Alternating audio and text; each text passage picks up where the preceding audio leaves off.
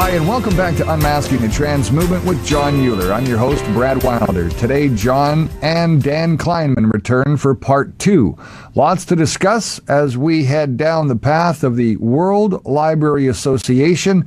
It's a brand new organization that was started a couple of weeks ago, and there has been some great feedback from a lot of people around the world, and a lot of people starting to join this organization to help get it up and underway to kick off a new level of protection, not only within libraries here in North America, but also around the world. Dan, great to have you on the show again. Brett, thank you. And Dan Kleinman, thank you for being back with us. We are featuring the launch of the World Library Association. One of the things you mentioned in part 1, I recommend people go back and view that, is that the American Library Association has, in effect, run cover for sexual predators. They've facilitated inappropriate material, the most recent being supporting materials, books, providing books about the trans deception, the trans movement that can be used and are used to groom kids, highly sexually inappropriate. But you brought another situation up that parents need to understand, and it really got me energized because it connects with my clinical background, not just as someone who has worked with survivors, but also someone who has, for 15 years, have worked with sex offenders, sexual predators. And sexual predators use libraries, and the ALA, the American Library Association, has essentially run cover for that. And a perpetrator, and this being summertime, as we're recording this right now, it is a guarantee that in the major cities, and who uses libraries in the major cities? Typically, moms are hoping that their kids, they drop the kids off at libraries, what more of a safe location than a library? Kids will get educated, kids are safe. But little do parents know that actively within libraries now are sexual predators that go into the computer section. They will position themselves literally and figuratively to be able to groom kids by bringing up pornographic material on the computers. They will either allow kids to see that, or they work in concert with other perps, or they may be solo, but they'll leave that material up on the computer. As you indicated, Dan, that based upon the ALA, American Library Association, which you have had concerns about for years, the computer sites, the history is scrubbed, and therefore perps know that they can go in there, they can access child pornography, they can access material that they can show other kids walking right behind them, and they can also set things up for another perp that walks in. And with the film Sound of Freedom that's just come out, people need to understand how sophisticated child predator networks are, that if I'm a perp, I can go in, I can look around, I can profile kids pretty quickly. I can see which kids come from single-parent homes or disadvantaged. I can start to, day after day, form a relationship with a kid. I'm beginning to target these kids, and lo and behold, that you can have a very dangerous situation along with putting sexual content, pornographic content in front of kids. And so, Dan, you have somebody on your board or now connected with the World Library Association. We have that book. He was a part of, I'm going to share the screen right now on my end, because that'll be the perfect segue into helping parents understand that we need to now get behind your organization. On our homepage, if people scroll down, watch your eyes, we're going to scroll down for a moment. There's a case that right there. Dan, that was a case with Megan Fox and Kevin Dujan, if I'm pronouncing that properly. Talk to us about, Kevin, talk to us about this situation that brought this book about, because this is exactly what parents need to understand. Going on in libraries, it's a potentially dangerous situation, and the World Library Association is now going to provide an alternative to where libraries can once again be a place of learning and a place of safety for kids. Yeah. Kevin Dujon is on the board of World Library Association and is a member. And he is the author of this book. And on the cover, you can see it says, "I hope somebody writes about this someday." And that was the former head of the Office for Intellectual Freedom at the American Library Association. Well, somebody did write about this someday. And what happened was this library had child pornography crime that it was covering up by any means possible. And the American Library Association was directly assisting in that cover-up. And for example, the lawyer for the library wrote that the fact that the man is viewing pornography on the library's computer, well, we don't actually really know that, child pornography. We don't actually really know that, he says, because as he was trained by the American Library Association, only a judge can determine what is child pornography, not a librarian looking at the screen. So you can't make a judgment that that man is looking at child pornography because you're not a judge. Even if it is child pornography, it's not your place to make that decision. So there's that. And he made the excuse that you needed to protect his privacy. And you had to protect his privacy even if he's viewing child pornography, because you can't really tell if it's child pornography. So this was going on in that library. This, by the way, is what the American Library Association is getting millions of donations for. They're going to train additional lawyers. They specifically said this. They're going to ramp up their Lawyers for Libraries program to train them on these very same things that just happened in that library that led that cover-up for 2.5 years. It is a danger that communities will be misled into thinking that child pornography cannot be kicked out of a library because only a judge can determine what is child pornography. That basically means it will never happen. You'll never be able to get any child pornography out of a library because every single website that was ever child pornography first has to go to a judge. This is the American Library Association's thinking. Okay, and this is the same organization that is hosting Drag Queen Story Hour. So if you were to put together the perfect cover for child predators, it would be you have up front, on the front end, the grooming taking place, the sexualization of kids, and then you provide cover, literal cover for child sexual predators bringing up child porn on public library computers that erase the history. And Dan, as you said, you're familiar with certain police officers from LA County that don't even try to enforce anything now in libraries because it's futile and they get pushback from the libraries, and the history of these guys, they're erased. And so it becomes the ultimate safe haven. And I've had guys in my sex offender treatment groups that were busted in libraries, that were masturbating in front of kids, and cops were able to find them. So libraries have become a very dangerous place as far as exploitation of minors. Yeah.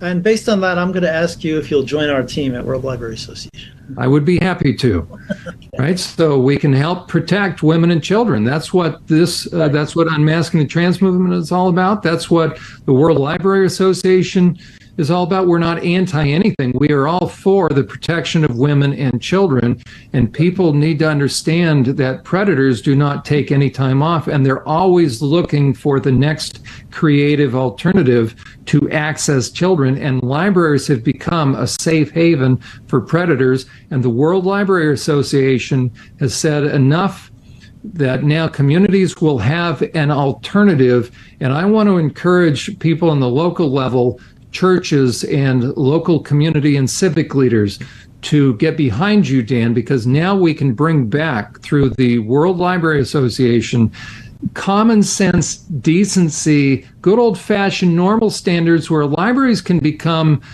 places of literal safety and a place of learning. So talk to us again about the mission of the World Library Association, and let's continue on reviewing your website where people can go on. They can begin to donate. You're soon to become a 501c3, but as you indicated, there have been very large donors such as Robert Kraft, who owns the Patriots. I want to challenge every owner of every NFL or major league organization. If you want to now help public libraries, the way to do it as far as local communities is by donating, getting behind the World Library Association. Now you have a family-friendly, a child-safe organization that's going to bring sanity back to libraries instead of this grooming stuff. Right. We're everybody friendly, not just family friendly, right? Right. We're not going to have anything special. We're just going to have common sense, community standards, and a return to law that the communities have in their own communities already. Even some of the laws are already in place that they can use, but don't realize right now because nobody lets them know. So we're going to help these communities have an alternative to the American Library Association for information on what kind of what their policies can be, what kind of a training they can get. You go to trainings nowadays in library associations, like the New York Library Association is going to have a training on how being a trans ally is not enough. Because allies they're just there to help you and say good going and give you a pat on the back. The actual class that they're giving in the New York Library Association's annual meeting is going to be on how you have to be more than an ally. You actually have to be an accomplice. That's the word they used. An accomplice on pushing this stuff. Notice nothing I said had anything to do with librarianship. They just want to train librarians to start being an accomplice in pushing this political goal. That has nothing to do with libraries. The point is people are tired of this kind of stuff. They're tired of having to send their people for training at organizations that are giving them this kind of training. They want an alternative. I've created that alternative because enough people finally said to me, there's nowhere else to go. Well, now there is. We're new, we're starting, but we're building, and you'll be able to get training that will have to do with libraries and common sense, community standards, and the law. That's the way to restore power back to your local community and not to some organization located in Chicago, Illinois. And schools. Dan, talk about how right now the American Library Association has influence into schools that are then overseeing and putting all this deviant material into schools that are helping to groom and sexualize kids. The influence of the American Library Association is so great that school boards don't even realize they have the power under the Supreme Court of the United States to remove pervasively vulgar and educationally unsuitable materials from school libraries immediately without any reconsideration, reviews, or anything. Just remove them. It's perfectly legal. You don't have to go to a judge like you do with an obscenity case. You can remove this stuff right now. School boards don't realize that because of the American Library Association's full court press to fool them. I was attended a Roxbury library, a Roxbury school meeting, for example, in New Jersey, and this is a case where the librarian is suing the parents to silence them, and I'm involved in that case. I was mentioned in the case. I'm not a party. And who shows up at the door at the meeting but another New Jersey librarian from out of Roxbury, and she's handing out stickers that say "Free people read freely," which sounds great, but it's an American Library Association trademark, and they don't even say it there. So and she's handing these things out to people, and she's saying it, and they're all saying it, and the school board gets all bamboozled, like, well, we can't keep kids from reading genderqueer because free people can read freely. Well, that just completely ignores the Supreme Court of the United States. It ignores common sense, it ignores community standards, and it ignores local law. This is the problem with the American Library Association and the kind of weight and pressure they put on school boards so that they don't even realize they have the power to clean up their own schools. The World Library Association is going to provide the opportunity to get out of that rat race and get into a library that actually complies with the law and your own community interest and your own common sense. Totally different kind of an animal going on, and it's going to be for everybody because everybody supports this. It's not just a conservative or anything like that. It's an everybody. That is one thing that the American Library Association likes to point out, that it's just the conservative mom prudes that are into this. That's false. They know it, but it's a good selling point for them because then people will not like it because it's conservative. The reality is everybody opposes this stuff, and it's the librarians pushing this who are in the minority, not the moms and the communities who don't want their children to be sexualized in schools. We're in the majority. It's the people in Chicago, Illinois who are in the minority. Don't let them fool you by claiming it's the other way around.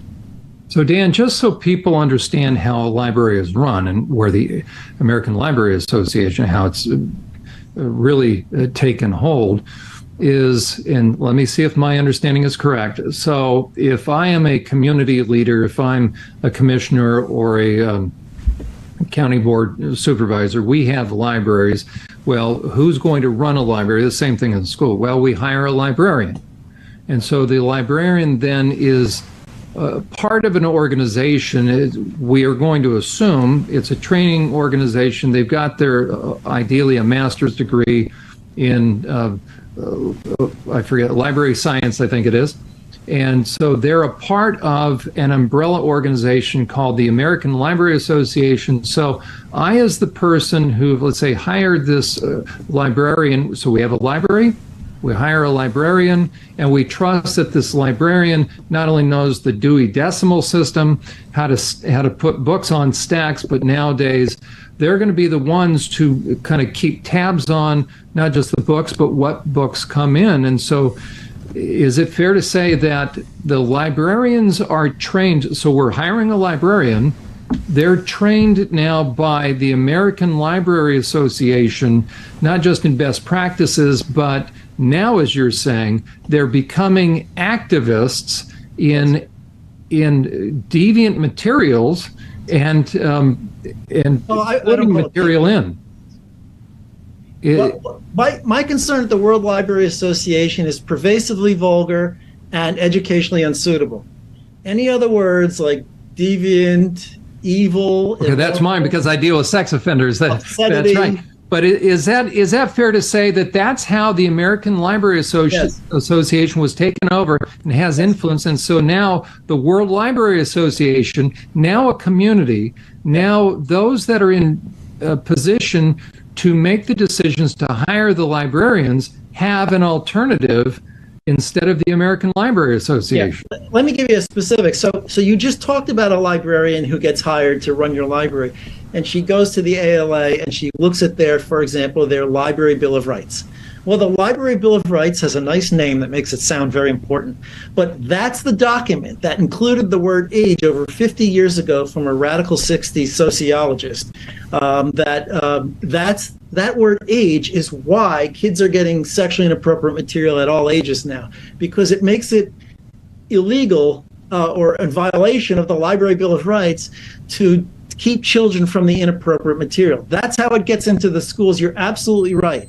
Then the American Library Association takes that little word age in the Library Bill of Rights and gets it into law. In Illinois, it was just passed the Right to Read Act, in which it specifically incorporates the Library Bill of Rights itself, including its words, into law. So these are laws that nobody ever voted on, including the legislators. They just included the Library Bill of Rights that has that radical 60s idea age in it that's sexualizing all the children, and suddenly it's law in Illinois. And the ALA wants that to be laws in states nationwide. This is a pedophile's dream come true. Right? Worse. When they toy with the age term, right, consent and age, this is an end run on age of consent laws. Yes. It gets worse because the Biden administration is now getting the U.S. Department of Education to push the American Library Association's age views nationwide. That's what makes it bad. The government is about to force this on children nationwide. It's going to be a giant mess when that happens. This is why the World Library Association needs some major funding, so we can counteract this and expose this and protect these kids from being harmed in this fashion. So yeah. And let me be more specific. One of the parts of this law is that they're going to make it illegal for parents to challenge books based on the fact that they are inclusive or diverse, which just on the surface of it sounds pretty good. Okay, so you don't want to challenge books that are diverse and inclusive. But what they don't teach you is how diversity and inclusion is defined by the librarians. I can teach you that. Why? By showing you a video of her actually saying this kind of stuff, where the leader of the Office for Intellectual Freedom is training librarians. And she's training them and she says, we know this work is inappropriate for minors, sexually inappropriate for minors. She says this, but we're going to reframe it as diversity and inclusion. So now we know that's sexually inappropriate work for minors that could be excluded under the Board of Education versus PICO case has been reframed by librarians as diversity and inclusion, and along comes the U.S. Department of Education, makes diversity and inclusion the reason why you can't challenge books in schools. That means you can't challenge sexually inappropriate books in schools because of the way they define it. And if you want me to show you that video, I can show it to you. If you have it available. Seconds. Okay. Well, maybe you can queue it up. We're going to still go through your site. So what I want to do, Brad, we're going to challenge any. We're going to look for corporate sponsors. We want. There are very good organizations out there, very good companies out there that really want the best for their communities and their customers and for parents and families. I want to challenge organizations, companies to now get behind the World Library Association. It is time to bring normal community standards back. It is time to help libraries be places of safety and learning, not this radicalization and grooming. And Dan has been fighting this fight for decades. He has now said enough is enough, and he is launching the World Library Association. It is time to say enough is enough to grooming of kids. This is not what libraries were for. We're going to take back libraries to where parents know that when they drop kids off at a library, kids are not going to be faced with inappropriate material that can groom them, that can exploit them, and libraries are no longer going to be a safe haven for child predators as they are now, because they're given safe haven by the American Library Association. Right. Another thing we're going to do, by the way, is we're going to rebalance the library collections. Lately, the collections have been balanced towards the political views of this one organization. And other authors, like dead white guys, that's their words, not mine, are disappearing from the collections. That's another problem in libraries. You can go into a kids section, and about 90% of the books will be in the gender area, and the rest of them are just disappearing. Otherwise, they're actually removing Dr. Seuss books, for example. 4 of them have been removed, or 6. What, they're removing Dr. Seuss? Yeah, but Dr. Seuss removed them himself after pressure. The people who own Dr. Seuss removed these books after pressure from librarians because supposedly they contain, inappropriate material in them or whatever. Okay, see, that's what's happening. That we're okay. So that in and of itself, right? That in and of itself ought to get parents involved. So books, time-tested books like The Cat in the Hat and The Places You'll Go, right, are being removed and being replaced with. Not The Cat in the Hat. Okay, The Cat in the Hat. Well, it's soon, right? It's soon to be gone. But this is serious because not only are time-tested literature being removed, but it's being replaced with. So as you say, 90% of the books now, a parent drops a kid off, think it's summertime right now. Not all libraries, mind you, just some of them can be like right, this. But it's only a matter of time. And so, libraries used to be a place where a parent, it's summertime, parents may have to work or they have to do errands, so we're going to drop the kids off at the library, assuming kids are going to have access to educational material. Now, what they have access to is both sexually inappropriate. As you said, 90% of the books now are about this woke gender ideology. So the kid's going to wander the stacks, pick up a couple of books. Now they're going to see pictures that if they were drawings in these books, like genderqueer, if these were actual photographs, then those that produced it and distributed or disseminated it would be arrested for child pornography. But the way they get away with it is with drawings. So not only the material, but very likely because the ALA has been running cover for and training the librarians not to mess with child predators, your child may likely encounter, especially if it's in a large city, your child is going to be encountering a child predator that's being given safe haven. And it's not just the ALA, right? This is a giant movement against children. It includes, publishers, major publishers that have book fairs in the schools and everything. These people are suggesting books for librarians that contain all these kinds of books. There are other organizations that are sending these books for free into libraries, right? Those books get accepted, but Brad's book, for example, are not going to get accepted because they're not politically correct. But there are all organizations that are just sending boxes of these kinds of books into libraries, and they're all getting accepted and putting into the children's section. So it's more than just the Library Association itself. It's a giant organization that is all fixated on children and how to indoctrinate them with whatever the political agenda is that they're trying to push today. Okay, so That's what libraries are about. We're not publicly funded organizations so somebody can push their agenda on them. Right? Would anybody like to hear that, a gun rights person is going to push their gun rights agenda on a library? Nobody would allow that. So why are the librarians with their little agendas pushing it on the libraries and getting away with that?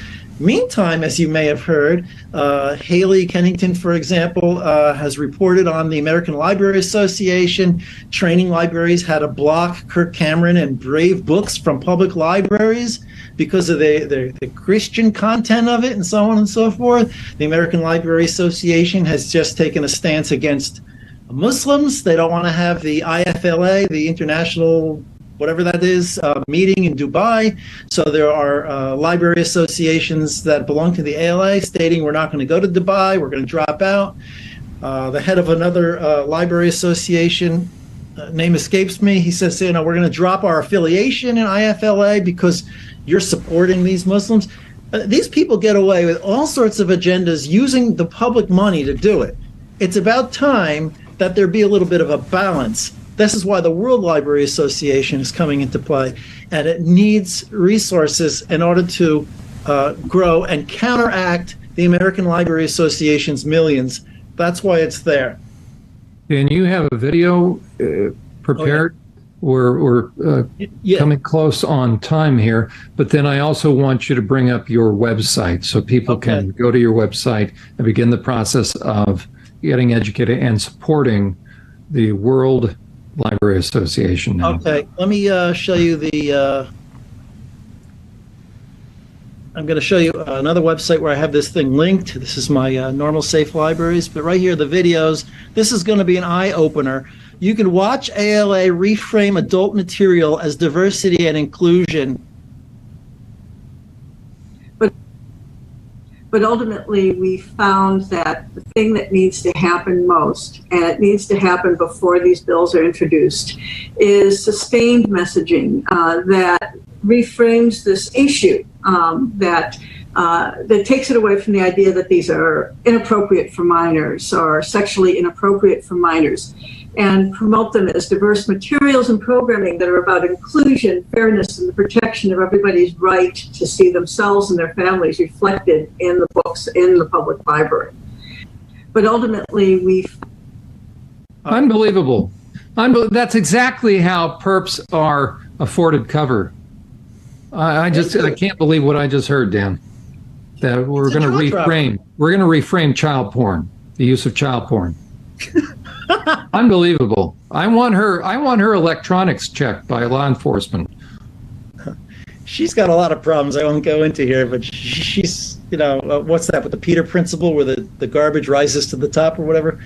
But be that as it may. I mean, with the movie Sound of Freedom, everybody is suspect now. You start reframing child porn, and I have real questions about your associations. Thank you. Okay. So what did you want to see about this website now? Well, again, let people know where they can contact you, because again, we're going to assume that people are going to get behind you. They're going to contact their local officials, say, listen, we now want World Library Association instead of ALA. Okay, I'm Dan Kleinman, and I'm from World Library Association, which is at worldlibraryassociation.org. Here's our contact page. Here's our email, a phone number in the United States, an address. You can follow us different ways, and you can actually write to us right now. I'd get a message right now if you wanted to fill this out. Would this be the same for colleges and universities, Dan? Everybody. We're going to be for everybody, just like ALA is for everybody. Okay, so Christian colleges should be reaching out to you right now. Everybody should be. I mean, look, we're new. We've been here for 2 weeks, all right? So we're growing. So we don't have the full weight of everything going on yet. You know, we don't have all our classes. We don't appear at conferences nationally or anything just yet, because we're just. But you will. You will. We will. So you want to at least become aware of us and get on board. And the membership fee is, let's see, if we go to membership. This is going to be the shortest page on the site. Membership is free. World Library Association putting the free into intellectual freedom. It's part of your library, your way. Just give us an email address and a name so we can send you messages from time to time, and that's it. You could use all of our resources for free here. You know, I don't get why the Office for Intellectual Freedom charges $50 to watch one of their webinars on intellectual freedom. What's the free in freedom if you're charging people $50 to learn about intellectual freedom at the Office for Intellectual Freedom? I don't get that. They get millions from organizations like Mellon, 22 million, $1 million from Jay-Z and Robert Kraft, $1 million from Solidarity Giving, millions from Open Society. I have no idea why they can't afford a $25 video to show to people on how to protect intellectual freedom in their libraries. I don't get that. Well, I'll make a pitch. I'll make a pitch right now to Robert Kraft, who was arrested for frequenting prostitutes. So if he wants to truly prove that he is reformed, that he is sorry, then he can get behind the World Library Association, make a donation to really prove that he is genuinely repentant and that he is reformed and that he is not addicted to pornography anymore. That's my challenge. Look, they should take it up. I have no doubt that the people who are doing the donating are being and have been misled by the American Library Association. I'll give you an example. Most people oppose sexually explicit books in schools. We know this from a Harris poll. We know it from a Rasmussen poll. We know it from Common Sense and Community Standards, right? But the American Library Association takes its own poll and finds out that most people oppose banned books. Well, guess what? Most people do oppose banned books. But that's what they use as the thing to say, hey, most people oppose banned books, so therefore you can't ban a book in a school. No, that's not. You can't say that. Okay, they're the ones who are in the minority. They've taken a poll to spin things their way. The reality shows that most people oppose explicit books in schools. So if with an organization that fools people making false claims like that, I am not surprised that other organizations are also being fooled by that. They do need to hear from my organization, and they do need to hear that has happened, and we don't do that kind of misleading of communities. And maybe they would wish to consider funding us so that we can counter the message of the American Library Association that only spreads the harm on children and the librarians working in these libraries. Yeah, and why don't we come back to full screen? Unfortunately, we're up against the end of the program. But that way, I know, Brad, in Canada, you are intending to take good books that are providing truthful information about the trans movement, really what it's all about. And so, again, we're not about banning books. Well, actually, I am. You're the sexually inappropriate books I want out. But you are taking the approach, Brad, that there should be an equal opportunity, an equal presentation of books. And so this is something that can be a creative approach, but the World Library Association would be the organization to then really come behind you and bring to bear the proper approach, the proper pressure to get libraries back to simply being having community standards, being safe places for kids and places. Thank you very much to both of you for being here today. This is Unmasking the Trans Movement. Please remember you can find us online at our website all the time at unmaskingthetransmovement.com. We're also on BitChute at bitchute.com/unmasking the trans movement. All of our episodes are there. We have tons of information. Please, if you're a parent or a grandparent, now's the time to learn and get yourself acquainted with this situation that we're faced with. Till next time, I'm Brad Wilder on behalf of John Euler and Dan Kleinman. Remember, it's not our kids' fight, it's our fight. We'll see you next time.